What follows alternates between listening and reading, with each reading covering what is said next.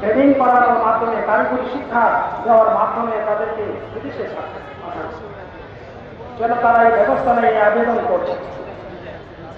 সম্মানিত হাজিরিন, রাসূলুল্লাহ সাল্লাল্লাহু আলাইহি ওয়াসাল্লামের কাছে অনেকেই আসতো কিছু পাওয়ার জন্য। সকলকেই যে কর্মসংস্থানের ব্যবস্থা করে দিয়েছেন এমনটা না।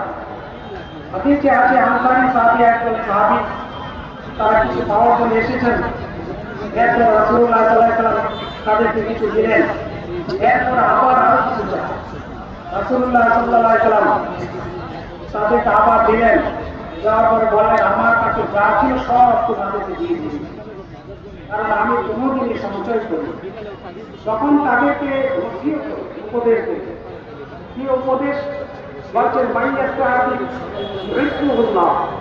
যারা সওয়াল থেকে অন্যের কাছে হাত পাততে নিজেকে পবিত্র রাখতে চায়, আল্লাহ তাআলা তাদেরকে পবিত্র থাকা তৌফিক।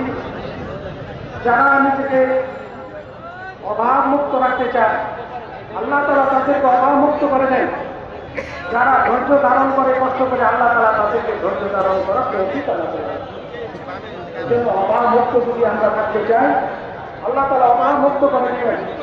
রাসূলুল্লাহ সাল্লাল্লাহু আলাইহি ওয়াসাল্লাম বলেন, আসলে অন্তরের ঘৃণা আসল ঘৃণা, অন্তরের অভাব মুক্তি হলো আসল অভাব মুক্তি।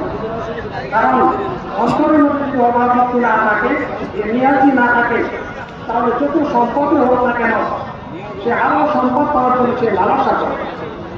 আল্লাহ তাআলা আমাদের তৌফিক দান করেন ওই ধরনের জীবন নসিব করার জন্য। সম্মানিত হাজিরিন,